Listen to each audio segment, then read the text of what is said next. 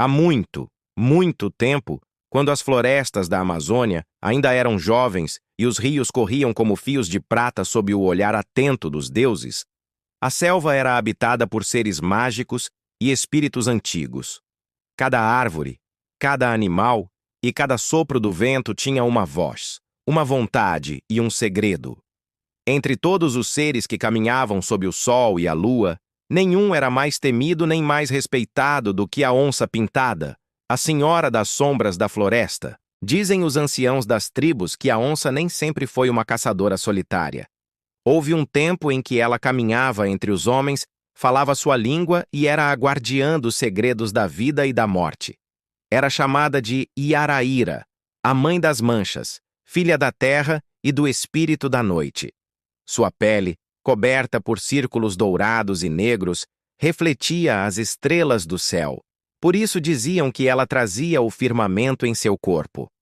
A origem de Iaraíra, no início dos tempos, quando o mundo ainda era feito de barro fresco e sonhos, o Criador entregou à floresta uma missão. Cada ser deveria proteger um aspecto da natureza.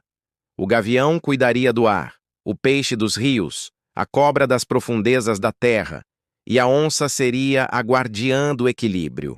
Sua força deveria conter os excessos dos homens e dos espíritos. Por séculos, Iaraíra cumpriu sua função com sabedoria e coragem.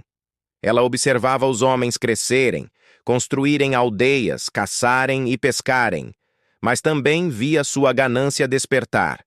Alguns caçadores começaram a matar por prazer, não por necessidade. Outros cortavam as árvores sem pedir permissão aos espíritos da floresta. A harmonia começou a se desfazer, e os deuses se enfureceram.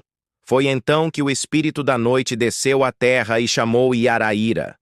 Filha minha, tua floresta está morrendo. Os homens esqueceram o respeito.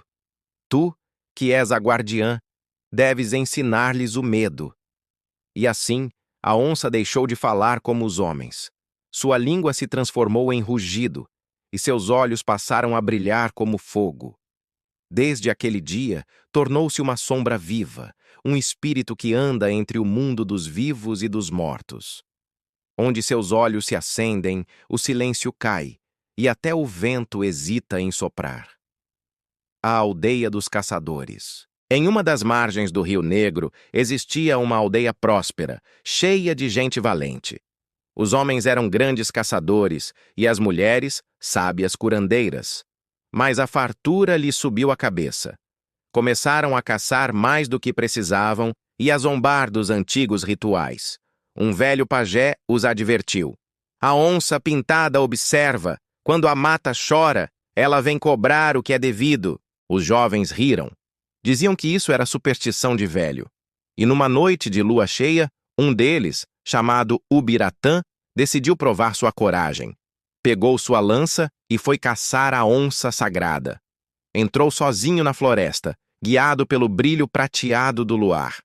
O silêncio era pesado e o ar cheirava a terra molhada. A cada passo sentia como se os olhos da mata o seguissem. Quando parou perto de uma grande gameleira, ouviu um rugido tão profundo que o chão tremeu.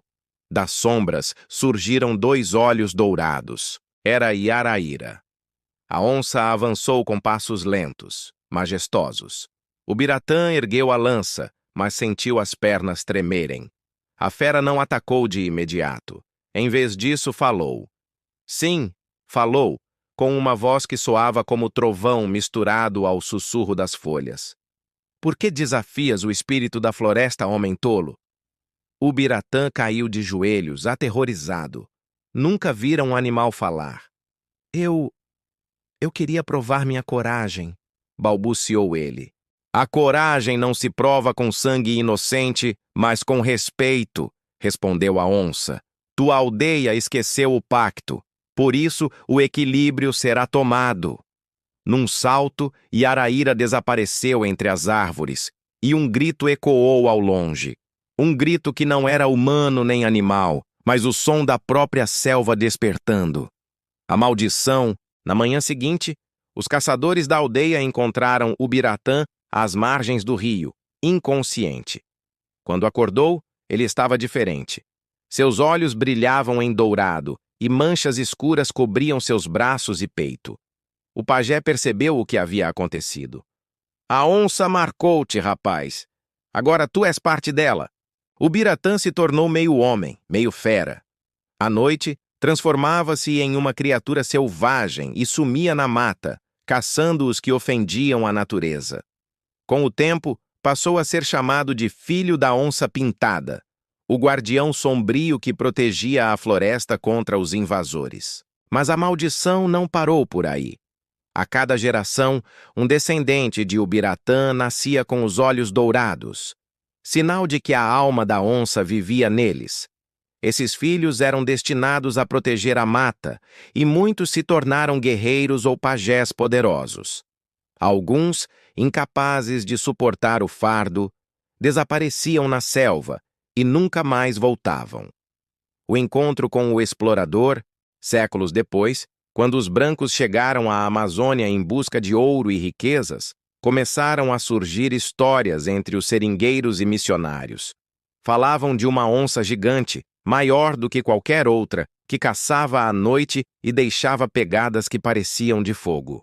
Diziam que seus olhos brilhavam como duas brasas e que ela podia sumir no ar, tornando-se vento ou sombra.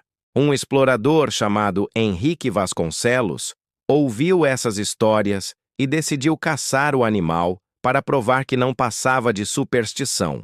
Levou consigo armas modernas, cães e guias indígenas. Riram dos avisos dos mais velhos que diziam: "A selva não perdoa quem desafia seus espíritos." Durante dias, Henrique seguiu rastros estranhos. Certa noite, acampou perto de um igarapé. Os cães começaram a uivar e o ar ficou pesado. De repente, o silêncio caiu. Um silêncio absoluto, que parecia engolir todos os sons. E então, ele a viu. A onça pintada, enorme, com a pele reluzindo sob a lua. Os olhos dourados o fitavam com uma sabedoria antiga. Henrique apontou o rifle, mas quando puxou o gatilho, a arma falhou. A onça se aproximou e o explorador sentiu o coração parar. Em vez de atacar, o animal falou, em uma língua que ele não compreendia, mas cujo sentido parecia ecoar dentro de sua mente. Tu tomas o que não é teu. A floresta devolve o que lhe pertence. Na manhã seguinte, os guias encontraram apenas o chapéu do explorador e marcas de pegadas humanas que se transformavam pouco a pouco em rastros de onça. A onça eterna. Desde então, a lenda da onça pintada da Amazônia vive em cada aldeia, em cada canto da selva. Alguns dizem que ela é apenas um espírito guardião. Outros acreditam que é o próprio Ubiratã, condenado a vagar eternamente. Há quem diga que ela aparece para salvar os que se perdem na mata e também para punir os que a ferem. Os mais velhos ensinam às crianças: quando a noite estiver silenciosa e os olhos da floresta brilharem, não temas se fores puro de coração. É apenas Yaraíra observando. Mas se tiveres culpa, corre, pois a onça pintada virá cobrar tua dívida. Até hoje, seringueiros e ribeirinhos juram ouvir o rugido profundo vindo da mata nas noites de lua cheia. Alguns afirmam ter visto pegadas brilhantes à beira dos rios. Outros contam que a onça aparece em sonhos, avisando de enchentes, queimadas ou mortes próximas. O verdadeiro espírito da floresta. A lenda da onça pintada da Amazônia não é apenas uma história de medo. É também uma lembrança de respeito. Ela simboliza a força da natureza, a justiça que vem quando o homem esquece seu lugar no mundo. Em cada mancha dourada de sua pele vivem as memórias da floresta. Os rios, as árvores, os espíritos e os segredos. E assim, enquanto houver quem conte sua história, a onça pintada jamais morrerá. Ela continua viva, espreitando entre as sombras, com seus olhos de fogo e seu rugido que faz o coração da mata pulsar. Porque a floresta tem alma, e essa alma tem nome. Yaraíra, a onça pintada da Amazônia.